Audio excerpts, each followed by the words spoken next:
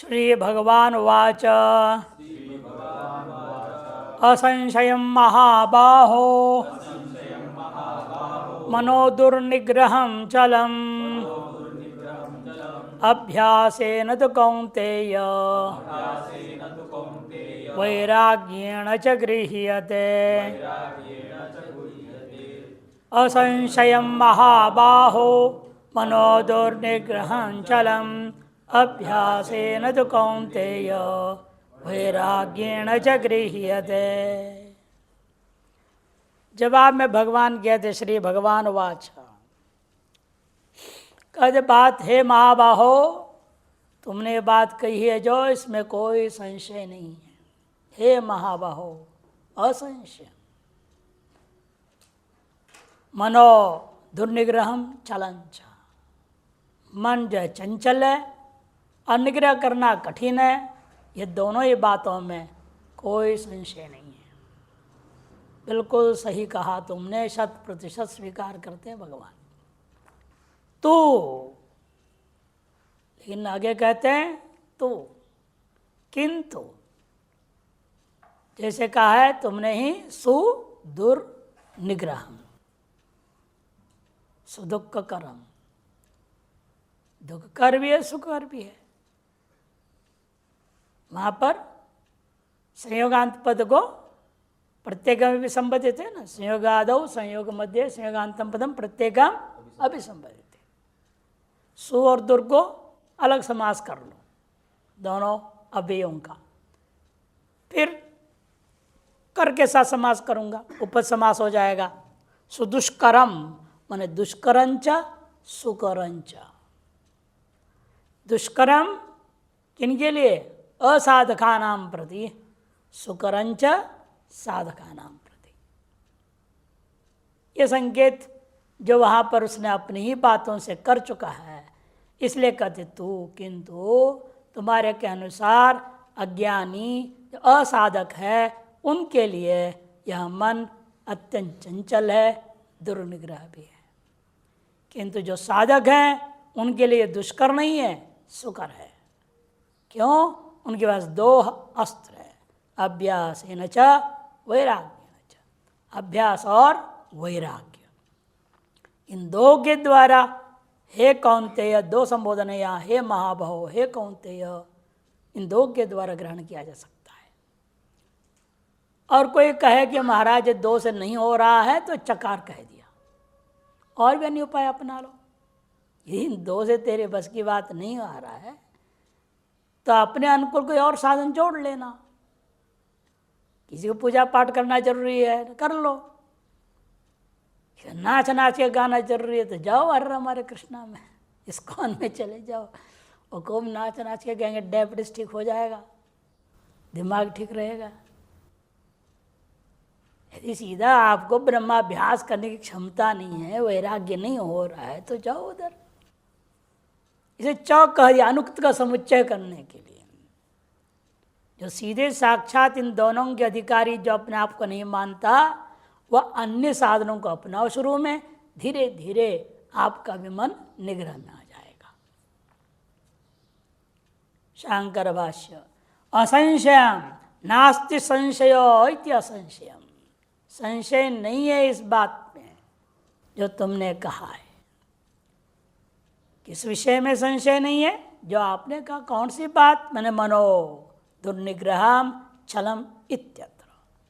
मन दुर्निग्रह है और मन चंचल है। ये जो दो बातें आपने कही है, ये दोनों ही बात में हम स्वीकार करते हैं।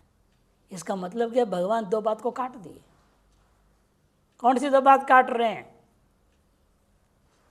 प्रमाथि बलवत दृढ़म, उसको नहीं मान रहे हैं।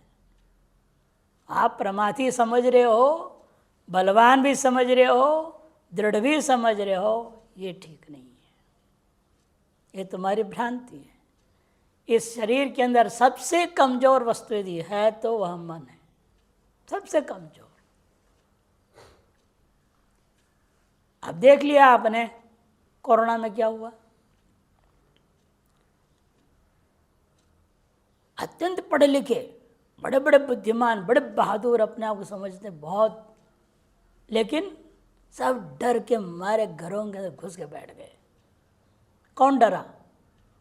मन ही तो डरा है। सबसे कमजोर कौन पड़ा? मन पड़ा।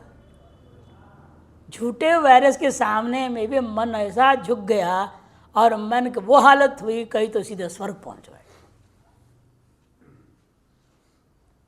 मन सिद्ध हो जाता है सबसे कमजोर मन है। लगता है बाहर से अत्यंत बलवान है, प्रमाती है, दृढ़ है। से भाष्यकार भगवान ने इन तीनों को काट दिया। उसमें स्वीकार नहीं कर रहे, दो बात स्वीकार कर रहे हैं। एक तो तुमने कहा चंचल वो मानता हूं, और दूसरा दुर्निग्रह का वो मैं मानता हूं। और सुकरत्वांश में मैं जवाब दे दिया, अभ्यास है न च वैराग्य न च। उसके बावजूद यदि इन दो साधनों में यदि आपको असंभावना लगती है, अपनी योग्यता नहीं है, तो फिर चकार कह दिए हैं। भक्ति करो, निष्काम भाव से कर्म करो, वैदिक कर्मों को करो, वो भी निष्काम भाव से करो। करना है। लोग निष्काम कर का अर्थ समझते नहीं है वास्तव में। निष्काम कर्म करने का मतलब कर्म करना ही नहीं, ऐसा नहीं है। कर्म पहले जिस ढंग से करते उससे अच्छे ढंग से करना है। सकाम में आप जिस ढंग से कर्म कर रहे थे उससे अच्छे ढंग से कर्म करो और कुछ भी अपेक्षा मत करो। अहमता ममता को परित्याग करके आप करिए। और जब तक ये अहमता ममता को त्यागपूर्वक आप नहीं कर पाएंगे, तब तक आपको अपने आंतरिक आवाज कभी नहीं सुनाई देगा। क्या मन बुद्धि अहंकार काम करते रहेगा। अंदर आपसे परमात्मा क्या कराना चाह रहे हैं वो आपको कभी समझ में नहीं आने वाला। आपके जीवन का उद्देश्य क्या है? तो वो जो अहंकार और मन का खेल है, जो आपको कर्म करने नहीं देता है ढंग से, न अंदर की आवाज सुनने नहीं देता है। नहीं तो यदि इस स्थिति में पहुंच जाए अभ्यास से धीरे धीरे धीरे, अहम मम को छोड़ के कार्य करने लग जाओ, छोटे से छोटे काम भी क्यों ना हो, और उस समय कोई जितना भी टोके आपसे कोई प्रतिक्रिया नहीं आनी चाहिए। तब समझना आप जो कार्य कर रहे हैं अहम भाव से रहित कर रहे हैं, वो असली निष्काम काम कर्म हो रहा है। एक थोड़ा सा भी किसी ने टोका और आपके अंदर आग लगी, या मन को अच्छा नहीं लगा, ये कौन होता है बोलने वाला, यदि आ गया तो समझ लो आप अहम भाव से युक्त होकर कर रहे हैं, झूठे निष्काम भावना, निष्काम नहीं है वो। इसलिए साधक के लिए क्या कहा गोस्वामी जी ने, तुलसीदास नहीं, उन्हें साधना पंचक में क्या बोल रहे हैं, तृणादपि सुनीचेन तरोरपि सहिष्णुना अमानिनं मानदोपि तेन सेव्य सदा हरि। वही हरि का भजन कर सकता है जो अपने आप को तृणादपि सुनीचेन, घास से भी अपने आप को कुछ ना समझे। इस घास को लोग लात मार रहे हैं, उड़ रहा, कुछ भी हो रहा है, कोई आग भी लगा दे, कुछ नहीं घास की ओर से। तृणादपि, उससे भी ज्यादा अपने आप को जीरो से भी माइनस में अहंकार को रखना पड़ेगा। और सहनशीलता तरोरपि सहिष्णुना, कोई प्रतिक्रिया नहीं होना चाहिए। ये तो नहीं कह रहे हैं बिल्कुल ही नहीं करना, जहां धर्म का दृष्टिकोण से आवश्यक है थोड़ा करना पड़ेगा। ऋषियों ने शाप क्यों दिया? धर्म की रक्षा के लिए जरूरी है, उतने कदम उठाओ। भगवान ने अर्जुन को मारो सबको, ये तुम्हें मारे तुम सहन करो। उसने अर्जुन ने तो कहा प्रथम अध्याय में, ये लोग मुझे मार डाले तो भी मुझे परवाह नहीं। इन भगवान ने तो ठीक सोच रहा है, ऐसे नहीं कहा। मास्मक्लेभ्यम भगवस्पार्थ, ये क्लेभ्यता को छोड़ो, नपुंसक तो छोड़ो बोला। इसलिए भगवान के दृष्टिकोण में व्यक्ति के अंदर ये तीन चीज न के बराबर आने चाहिए। इसलिए अमानदोपि, जो मान सम्मान आपको न दे उसको भी मान सम्मान देते हुए सेवा करना, वही हरि का भजन कर सकता है। तभी आपको आपके इस संसार में आने का उद्देश्य क्या है, भगवान ने आपको किस उद्देश्य से यहाँ भेजा है, आपसे क्या कराना चाहते हैं, वो आपको अंदर से पता लग जाएगा। नहीं तो अपने बुद्धि से सोचते रहेंगे शायद ये काम हो, शायद शायद शायद में आदमी डूब, जिंदगी खत्म हो जाती है।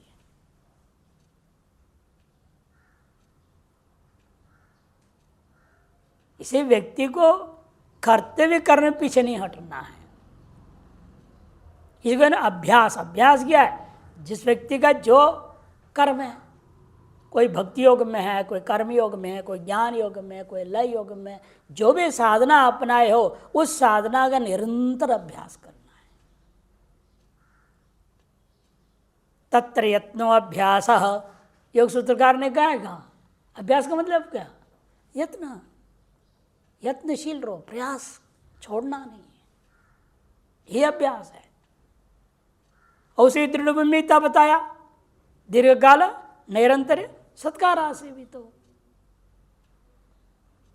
अपने साधन के प्रति कभी भी आदमी को लेश मात्र भी संशय अनादर नहीं आना चाहिए, वही सत्कारा से भी। तो दीर्घकाल है, निरंतर है, इन अपने साधन में आपको संशय हो जाए तो व्यर्थ है जीवन। इसलिए अभ्यास और विषयों से किसी प्रकार की अपेक्षा का अभाव, वही वैराग्य है। जो भी कर रहे हैं उससे फलाकांक्षा रहित होना। यदि भगवान पूर्व में कह चुके कर्मण्येवाधिकारस्ते मा फलेषु कदाचन, हमारे कर्म में अधिकार है, हमारे कर्तव्य क्या है, जिस समाज में पैदा भगवान ने डाल रखे हैं, किसी जन्मांतरी कर्मों के अनुसार तो वहाँ जन्म दिया है, जहाँ भी दिया है उसके अनुसार मेरा कर्तव्य अकर्तव्य कहाँ से जानूंगा।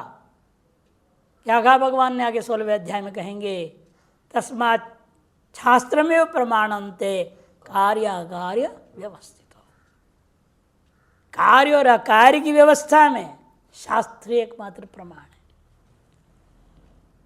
है। इसलिए कई लोगों को देखा गया है, बड़े बड़े जो महापुरुष हुए हैं, केवल गीता पारायण करते थे, अपने जीवन में 24 घंटा गीता। जब भी क्या करना क्या नहीं करना समझ में आ जाए तो गीता पाठ करना शुरू करते हैं, अंदर जवाब आ जाता है तुमको ये करना है। चाहे महात्मा गांधी हो, चाहे अब्दुल कलाम हो, ये लोग इस जमाने के लोग दृष्टांत। इसे निष्ठापूर्वक आप एक साधन को पकड़ के चलते रहेंगे, सारे रास्ते आपके सामने खुल के दिखाई देंगे। आप किस दिशा में जाना है, क्या करना है, क्या नहीं करना है। संसार का हित और अपना हित दोनों के अनुसार आप चलने लगोगे। अपने आध्यात्मिक प्रगति भी होगी और संसार में आपको जिस कार्य के लिए भेजा है वह कार्य आपके द्वारा सम्यक संपन्न भी हो जाएगा। हर व्यक्ति के संसार में आने के पीछे एक उद्देश्य है। भगवान एक संतुलन बनाने के लिए कीड़े मकोड़े भी पैदा कर रहे हैं। किस लिए पैदा कर रहे हैं? उनका भी अपना कर्तव्य है, वो अपने योगदान कर रहे हैं। वो अपनी योगदान न करें संसार व्यवस्था नहीं बनेगी। सब अपने अपने योगदान दे रहे हैं। एकमात्र महामूर्ख अपने आप बुद्धिमान समझने वाला यह मनुष्य है, जो अपनी योगदान संसार के लिए जो देना चाहिए सम्यक बिना सोचे समझे ठीक से दे ही नहीं रहा। यदि असंतुलन है इस प्रकृति में इस मनुष्य के कारण से है और किसी के कारण से नहीं। पशु पक्षियों के कारण से कोई असंतुलन नहीं है, पेड़ पौधों के कारण से असंतुलन नहीं है, जड़ बुदा पहाड़ आदि के कारण से असंतुलन नहीं हो रहा है। यदि प्रदूषण और असंतुलन है तो उसकी मुख्य जिम्मेदारी मनुष्य मात्र ही है। कारण वह अपने कर्तव्य नहीं समझा है, कर्माकर्म नहीं समझ रहा है, केवल क्षुद्र स्वार्थ दृष्टि से चलता है, धन दृष्टि से चलता है। ये छोड़ना पड़ेगा, तभी आप अपने आध्यात्मिक यात्रा सम्यक शुरू होएगा, नहीं तो नहीं हो सकता है। इसलिए आप भगवान भाष्यकार भी कह रहे, देखो जो दुर्निश्चय चंचल में दो बात आपने कहा इसमें कोई संशय नहीं है, किंतु अभ्यासो नाम चित्त भूमौ कस्यांचित समान प्रत्यावृत्ति चित्तस्य। जब चित्त के विभिन्न भूमियों में जिस किसी भी स्तर में रह रहे हो, उस स्तर में रहते हुए कस्यांचित समान प्रत्यावृत्ति, किसी एक दिव्य भव्य श्रेष्ठ विषय को लेकर के आपके निरंतर समानाकार प्रत्यय निरंतर चलनी चाहिए। प्रत्येकतानता ध्यान, प्रत्येक एक जैसे तैल धारा चलती है, जल धारा के समान नहीं। जल टपका तो क्या होता है, टूट टूट के चलता है, लेकिन तेल गिराओ एक धार चलता है, निरंतर ही रहता है।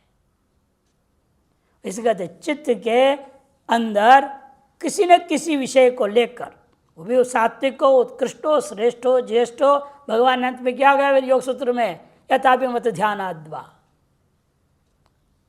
और कुछ समझ में नहीं आ रही, तुम्हारे हृदय जिसके प्रति भाव बनता है उस अभिमत वस्तु को ध्यान करना शुरू कर दो। इसके लिए हम लोग दृष्टांत क्या देते हैं, भैंसोहम, याद नहीं, भैंसोहम दृष्टांत देता हूं। भैंस को प्यारी थी, वही अभिमत वस्तु था, उसी में ध्यान कराया, तल्लीन हो गया, तन्मय हो गया वो। तब जोड़ दिया अंदर, भैंस हम ब्रह्मास्मि बोल दिया, और दिमाग घूमने लगा। भैंस तो जानता थे ब्रह्म कहाँ से, गुरु जी ने जोड़ दिया। अब उसी में चिंतन होने लग गया, भैंस छूट गया, अहम ब्रह्मास्मि आ गया। युक्ति से मुक्ति है यहाँ। लेकिन एक कोई वस्तु जिसमें आपका चित्त पूर्णतया तल्लीन हो सके, देखो कौन सी वस्तु, चाहे अपनी प्यारी पत्नी भी क्यों ना हो, उसी में करो, और उसी में फिर ईश्वर को देख लो, बस काम खत्म। क्रम से चलो। यथाभिमत ध्यानाद्वा इसलिए विकल्प दिया है, पहले ईश्वर पर ध्यानाद्वा से शुरू किए, अनेक साधन बद्धाए, विकल्प देते गए, अंत में विकल्प कर दिया।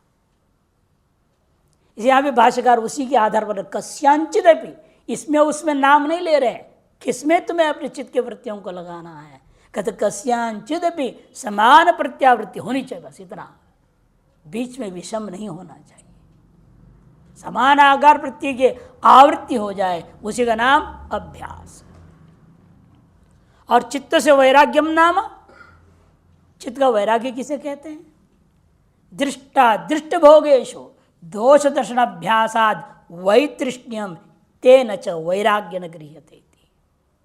दृष्ट दृष्ट सगल विषय सुख में दोष दर्शन का अभ्यास द्वारा आपकी तृष्णा मिट जाए, वैतृष्ण्यम, एतादृश वैराग्य तेन च, अभ्यासेन वैराग्यण च, या तो च को समुच्चयार्थ में ले लो, अनुक्त का भी समुच्चय ले सकते हैं, उक्त का भी समुच्चय ले सकते हैं। गृह्यते, इसके द्वारा तुम मन को ग्रहण कर सकते हो, निग्रह कर सकते हो। विक्षेप रूप प्रचार चित्त एवं तन मनोगृह्यते निगृह्यते निरुध्यते इत्यर्थ। विक्षेप रूपा और प्रचरणशील चंचल इस चित्त का एवं इस प्रकार का साधन अपनाने पर ही उस मन को आप ग्रहण कर सकते हो, निग्रह कर सकते हो, निरुद्ध अवस्था में पहुंचा सकते हो इत्यर्थ। अब आता है शंकरानंदी टीका, असंशयमिति द्वाभ्याम 35 और 36, अन्वय व्यतिरेक मुख से कहने के लिए 36वां भी है। इसे 2 श्लोकों के द्वारा भगवान पहले स्पष्ट जवाब देते हैं। यद्यपि चंचलत्वात् प्रमातित्वात् बलवत्वात् दृढ़त्वाच्च मनुष्य दुर्निग्रहत्व तो असंशय संशयो नास्ति। इन्होंने तो सारी चीज ले लिया, चंचलत्वात् प्रमातित्वात् बलवत्वात् दृढ़त्वाच्च, मन का दुर्निग्रहत्व में कोई संशय नहीं है। यद्यपि तथापि तन निग्रह उपायस्तु एवं एव उच्यते, उसके निग्रह को उपाय को यही है, ऐसा ही है, ऐसे दृढ़ता पूर्वक भगवान कह रहे हैं। तम शृणु, उस उपाय को सुनो। वैराग्यण श्रुति स्मृति, थोड़ा अलग क्रम से ले रहे हैं, पहले अभ्यास को नहीं लिया इन्होंने। वैराग्यण, पहला वैराग्य जरूरी है, वैराग्य के बिना अभ्यास नहीं होगा ठीक से। कई बार क्रम विक्रम से रखा जाता है, किंतु उसको हमें सही क्रम में लेकर के अनुष्ठान करना पड़ता है। जैसे आयतन मीमांसा दर्शन में अर्थक्रमानुसारेण पाठक क्रम को बदल के अनुष्ठान करना पड़ा। इस विषय में आया था, दृष्टांत क्या था मीमांसा दर्शन में। वहां पर आया यवाग्वा जुहोति, फिर आया यवागुम पचती। एक क्रम है पाठ, क्रम क्या था? यवाग्वा ज्योति पहले पाठक क्रम, यवागुम पचती बाद में। यवाग्वा ज्योति और यवागुम पचती, पहले हवन कर दो बाद में पकाओ, ये पाठक्रम था। और उस पाठक्रम के विरुद्ध में आपको अनुष्ठान करना पड़ेगा ना। वहाँ पूर्व पक्षी कहता है इधर से कहीं से मांग मूंग के ले आओ या खरीद के लाओ और बना कर दो हवन, बाद में पकाओगे उसको क्या करना, बना खाओ। सिद्धांत खाने के लिए विधि होगा क्या? इसीलिए आपको पाठक क्रम को उल्लंघन करो, अनुष्ठान करने के योग्य क्रम को अपनाओ। पहले पकाओ यवागुम पचती, बाद में यवागवा ज्योति, क्रम को बदलना पड़ा। वही न्याय को अपनाए हुए यहाँ पर और पाल ले रही, इसलिए वैराग्यण, कि वैराग्य के बिना आपका चित्त कभी किसी एक वस्तु में टिक नहीं सकता है। उसकी चंचलता निवृत्त नहीं हो सकती है, एकाग्र नहीं हो सकते आप। भले दुनिया और मेडिटेशन कोर्स चल रहे हैं, ध्यान कक्षाएं, ध्यान शिविर, ध्यान महाकुंभ यहाँ लगता है ऋषिकेश में, किसी के चित्त में एकाग्रता नहीं है।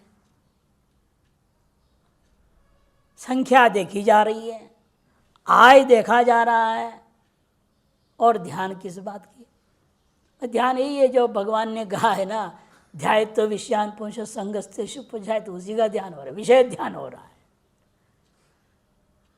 तत्व ध्यान नहीं है। तत्व ध्यान करने पहले प्रत्यय धारणा की जरूरत है। पंच तत्व धारणा का अभ्यास करना पड़ेगा। पृथ्वी तत्व धारणा, जल तत्व धारणा, अग्नि तत्व धारणा, वायु आकाश धारणाओं का अभ्यास करनी पड़ेगी। और धारणा के अभ्यास तब होगी जिस समय एक प्रकार से प्रत्याहार सिद्ध है। प्रत्याहार तब सिद्ध होगा जब प्राणायाम सिद्ध है, प्राणायाम तब सिद्ध होगा ततो जयात, आसन पर विजय होने से। इसलिए हम नींव ही ठीक नहीं है और सीधा ऊपर सोच रहे हो, कोई फायदा नहीं है। इसे उन्होंने कहा मुख्य है वैराग्य। चित्त एकाग्र तभी होगा, एक विषय प्रत्यय समानाकर प्रत्यय निरंतर तब चलेगा जब हमें किसी भी विषय की अपेक्षा ही न रह जाए। दृष्टादृष्ट सबके श्रुति स्मृति युक्ति भीर उक्त रीत्या सर्वस्यापि च विश्वस्य मिथ्यात्वमेव सम्यक पश्यतो विदुषा। वही व्यक्ति अभ्यास की ओर आगे बढ़ सकता है जो श्रुति स्मृति और युक्तियों के द्वारा कहे हुए उक्त रीतियों से, पूर्वोक्त अध्याय में कहे हुए तरीकाओं से सर्वस्यापि च विश्वस्य, संपूर्ण विश्व में मिथ्यात्व निश्चय कर ले, तभी समय वैराग्य हो सकता है। कल मुझे नहीं चाहिए, मुझे नहीं चाहिए कहने से काम चलेगा नहीं। इसलिए दृष्टांत देता हूँ। महात्मा थे, भोजन में बैठते थे, भंडारे में परोस रहा है आदमी, चाहते तो है लेना, लेकिन कैसे कहें डालो, वो पत्तल के दोनों तरफ हाथ करते, नहीं नहीं नहीं नहीं नहीं नहीं, हो गया हो गया हो गया, मैंने और डालो और डालो और डालो, पत्तल में डालना, इधर नहीं डालो उधर नहीं डालना। अभिप्राय यही तो था, इधर उधर नहीं डालना, इसलिए यहां हाथ कर रहा हूं, इधर मत डालो इधर डालो। वही हाल लोगों का है, कहने मुझे स्वर्ग नहीं चाहिए, मुझे मोक्ष नहीं चाहिए, ऐसे भी डायलॉग मारने वाले आते हैं, मोक्ष भी नहीं चाहिए, लेकिन सब मूर्ख हैं। ऐसे वैराग्य नहीं होता है। पूर्णतया सकल वस्तु मिथ्यात्व निश्चय जब तक न हो तब तक सम्यक वैराग्य नहीं हो सकता। सम्यक पश्यतो विदुषः विशेष असत्व तुच्छत्व बंधकत्व बुद्धि। तो विषय में क्या चीज आती है दिमाग में? तीन चीज आता है। एक सबसे पहले ये है ही नहीं, फालतू दिख रहा है, असत्व बुद्धि। यदि दिखाई भी दे रहा हो तो तुच्छ है, खपुष्प के समान निरर्थक है। और इससे भी ज्यादा थोड़ा अंदर से वासना जगने लग जाए, तुरंत दिमाग में आना चाहिए ये बंधन में डालने के लिए मेरे सामने आ गया है, ये बंधक है। ये जिस बंधन को तोड़ने के लिए मैं विश्व मिथ्यात्व चिंतन में लगा हूं, वही बंध में फंसाने के लिए दोबारा सामने आया है। अच्छा, तीन चीज हमेशा असत्व तुच्छत्व बंधकत्व दृष्टि अपनाना पड़ता है, तब विषयों से पूर्ण वैराग्य होगा। तब सम्यक उदेति एतद् बुद्धि, जब विद्वान के जब उदय हो जाए, तथा च तीव्र मोक्ष च समुत्पन्नम यद विषय वैराग्यम वैरस्यंच, तीव्र मोक्ष की इच्छा के कारण समुत्पन्न जो विषय में विरसता है, तदेव वैराग्यम, उसी का नाम वैराग्य है। तेन वैराग्येन गृह्यते मनो निगृह्यते, मन का निग्रह किया जा सकता है। ननु रागद्वेष दोष शून्येषु बालादिषु भी मनश्चंचलत्व चांचल्यम एव दृश्यते। आपका कहने का मतलब जगन मिथ्यात्व बुद्धि का मतलब क्या? राग द्वेष आदि रहित होना। ये तो बच्चे में भी है, उसका राग द्वेष है, लेकिन उसकी चंचलता दूर हुई क्या? वैराग्य होने मात्र से चंचलता निवृत्त नहीं हो सकता। वही कर राग द्वेषादि दोष शून्येषु बालादिषु मनश्चांचल्यम एव दृश्यते, मन की चांचलता ही दिखाई देता है। खत्म राग द्वेष राहित्येन वैराग्य मात्र च मनसु निश्चलत्वम्। फिर आप कैसे कह रहे हो राग द्वेषादि रहित होकर वैराग्य मात्र से मन निश्चल हो जाएगा? इत्याशंकायाम कथम सिद्ध्यति, कैसे सिद्ध होगा?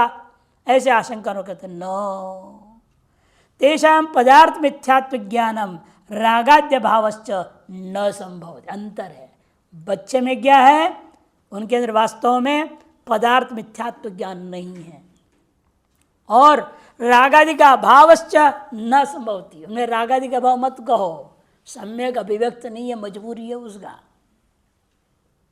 उसकी मजबूरी है ना, उसके अंदर रागादि है लेकिन अभिव्यक्त नहीं कर पाता है, क्योंकि अपनी परिस्थिति है।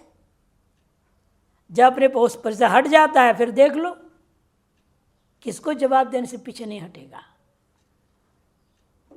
धड़ेले माँ हो पाप हो कोई भी हो, फटाक से बोलना शुरू कर देगा। उससे पहले पिताजी माँ जी, वो जी बोला करेगा। क्यों? दोहन करना है ना, खर्चा पानी फीस वगैरह। जब अपने कमाने लग जाए फिर रंग बदल जाता है। राग द्वेष पूरी अभिव्यक्त होती कि नहीं होती है? इसे स्पष्ट है। आप समझ रहे हो बालक में राग द्वेष का भाव है, नहीं है अंदर, उसे मजबूरन अभिव्यक्त नहीं कर पाता है।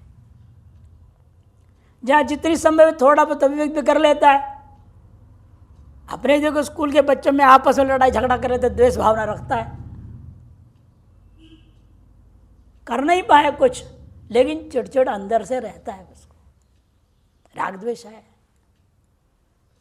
सर राग द्वेष के अभाव है ये मत कहो, राग द्वेष है उसके अंदर। और सबसे बड़ी चीज मिथ्यात्व ज्ञान भी उसके अंदर है ही नहीं, उसे पता ही नहीं मिथ्या क्या होती है, उसे ज्ञान क्या होना। इसलिए तेषाम मने बालानाम पदार्थ मिथ्यात्व ज्ञानम रागाद्यभावश्च न संभवति मनो नैश्चल्यंच, इसलिए मन का नैश्चल्यता संभव नहीं है उनमें।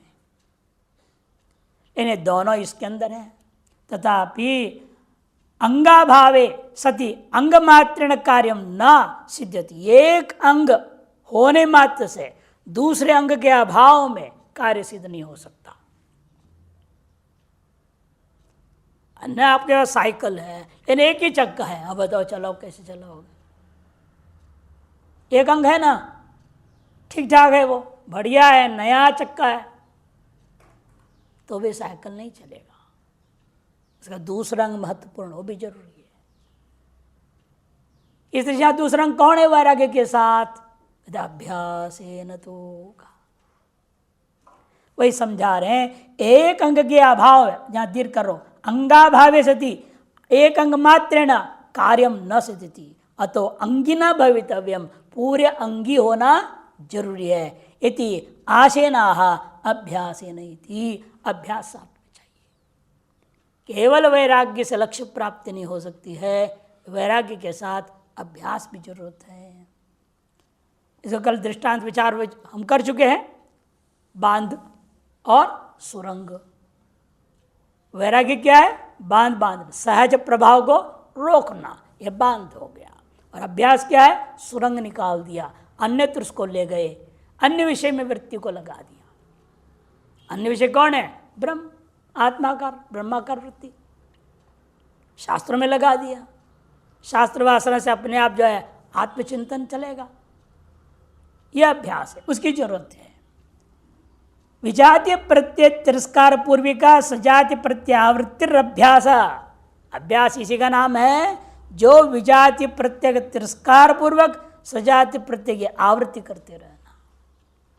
तेना तीव्र मोक्षच्छा तीव्र वैराग्यिक साधनेना, उसके सहित तीव्र मोक्षच्छा पूर्वक तीव्र वैराग्य रूपी साधन से चिरकालम नित्य निरंतर भाविना, चिरकाल तक नित्य निरंतर करने से ब्रह्म प्रत्यभ्यासेन विजाति प्रत्यानाम निशेष विनाश सती, ब्रह्म प्रत्यय अखंडाकार वृत्ति का अभ्यास होने से विजाति प्रत्यय पूर्णतया विनाश होने पर तत्तद वासना नाम निशेष संक्षयात, तो वासना का आत्यंतिक क्षय हो जाएगा। जब वासना का आत्यंतिक क्षय हो गया, मन का अस्तित्व अपने आप खत्म हो गया, मनोनाश हो गया, समझो। निशेष संक्षयात निमित्ता पाए निमित्त कस्या पपाया, इति न्यायेन चलन निमित्ता नाम बाह्य वासना अपाये मन स्वयमेव निश्चलम भवति। जब चलन का निमित्त होता, चंचलता के निमित्त जो बाह्य वासनाएं थी, वो सब के नष्ट हो जाने पर उसके नैमित्तिक जो कार्य था मन की चंचलता स्वयं खत्म होगा और स्वयं मन निश्चल हो जाएगा। अतः तीव्र मोक्षे च वैराग्य संवलित सत् प्रत्याभ्यास एव मन अनुग्रहे तन्नैश्चल्ये च परम कारणम। इसलिए तीव्र मोक्षेच्छा पूर्वक वैराग्य से युक्त सत् प्रत्यय आत्मागार ब्रह्मागार प्रत्यय का अभ्यास ही मनोनिग्रह में और उसकी निश्चलता में सर्वोत्तम कारण है, परम कारणम। इति तेनैव सम्यक अनुष्ठितेन मनोनिश्चलम भवति, उसका जो है सम्यक प्रकार से अनुष्ठित किए जाने पर ही मन निश्चल हो जाता है। इत्यर्थः। टिप्पणी, आक्षेपम स्वीकृत्य परिहरति भगवान, अर्जुन के द्वारा प्रदत्त आक्षेप को स्वीकार करके परिहार दे रहे भगवान। अब इसको हम अपने ढंग से समझा रहे हैं श्लोकार्थ को। द्विविध ही मनसो निग्रह, मन या इंद्रियां हैं, इन सभी का निग्रह दो तरीके से हो सकता है। एक उचित कारण उस पर विचार करना है। एक होता है हटेना, दूसरा है क्रमेण च इति। मनोनिग्रह हठात करो अथवा क्रमेण करो। यथा बाह्येन्द्रियाणाम युक्त्या गोलक मात्रोपरोधेन हठात निगृह्यन्ते। बाह्य इंद्रियां हैं हमारा, इनको तत्त गोलकों को ही अवरोध कर दो, आंख बंद कर लो, कान में रुई ठूस लो, रुक जाएगा। अवरोध कर सकते हैं आप, उनको निश्चल बना सकता हूं, तो भी हठात हो जाएगा। क्षण भर में सुनना बंद, प्लग मार दो, आंख बंद कर लिया तो पट्टी बांध दिया, एक क्षण नहीं लगता, देखना बंद। बाह्य गोलकों में तो आप चाहे रोक सकते हैं, हाथ पर बांध के बैठ गए, अब कर्म इंद्रिय क्या करेंगे, कैसे जाएंगे वो? अपने आप को कुर्सी में बांध लो, बैठ, दोनों हाथ पे बांध लो, बैठ जाओ, और कर्म इंद्रिय कहाँ जाएगा? पैर चलेगा? हाथ चलेगा क्या? इसे बाह्य इंद्रियों को तो हठपूर्वक हम चाहें रोक सकते हैं। क्यों? वह हमारे हाथ में है, बाह्य स्थूल है, वो कर सकता हूं। इन मन वह अंतर और सूक्ष्म है, ये पकड़ने वाली चीज नहीं, वही समझा रहे हैं। तो बाह्य जो गोलक हैं, उन गोलकों को उपरोध करने मात्र से हठात निग्रह किया सकता है, तथा मनसो निग्रह असंभव। इन वैसे मन का हठात निग्रह करने के प्रयास करो, संभव नहीं है। खत्म। क्यों संभव नहीं है? बाह्य गोलक विशेष अभावात, कि मन का कोई बाह्य गोलक विशेष है ही नहीं। जहां पर इसको हम बंद कर दे, तद गोलकस्य, उसे गोलक कौन है? हृदय कमलस्य, हृदय कमल है, उसको निरुद्धम अशक्यत्वात्, उस हृदय कमल रूपी गोलक को आप बंद नहीं कर सकते। जिस हृदय कमल रूपी गोलक को बंद करोगे उस दिन तो स्वाहा, ऊपर पहुंच जाओगे। हार्ट अटैक बोल देंगे लोग, इसका हार्ट अटैक हो गया, खत्म हो गया। वो हार्ट को रोक नहीं सकते आप, हृदय को रोक नहीं सकते, उसी गोलक के अंतर्गत मन बैठा हुआ है। अच्छा, हृदय का धड़कन चलता है, मन भी वैसे चंचलता चलती रहता है। वह हठात अब कोई प्रयास नहीं कर सकते, क्योंकि अतएव क्रमेण निग्रह एवं उचित। इसे मनोनिग्रह के लिए क्रमशः ही निग्रह करना पड़ेगा, बड़ी युक्ति से क्रमशः निग्रह करना पड़ेगा। तस्य प्रकारम वासिष्ठ विहिताम, उसके तरीका को ही योग वासिष्ठ में स्पष्ट कहा है। द्वे बीजे चित्त वृक्षस्य प्राण स्पंदन वासने एकस्मिन् चयो क्षीणे, क्षीणे होना चाहिए, द्वे अपि नश्यतः। द्वे बीजे चित्त वृक्षस्य, चित्र पे वृक्ष का दो बीज है, एक प्राण स्पंदन और दूसरी वासना। इसे एक को भी नष्ट कर दो, अपने आप दोनों ही खत्म हो जाएंगे, दूसरा भी खत्म हो जाएगा। ये दोनों ऐसे जैसे चकवा चकवी जैसे, एक मरा तो दूसरा स्वाहा। ये पक्षी जाति विशेष है इस दुनिया में। पति मर जाए, पत्नी अगले क्षण खत्म, पत्नी मर जाए, पति अगले क्षण खत्म, दोनों एक साथ चले जाते। उनके वंश में विधवा और विधुर का प्रसंग है ही नहीं। वैसे दोनों हैं, प्राण स्पंदन जो प्राण चल रहा है और वासना, ये दोनों इसी प्रकार की चीजें हैं। एक नष्ट हुआ, दूसरा भी खत्म हो जाए।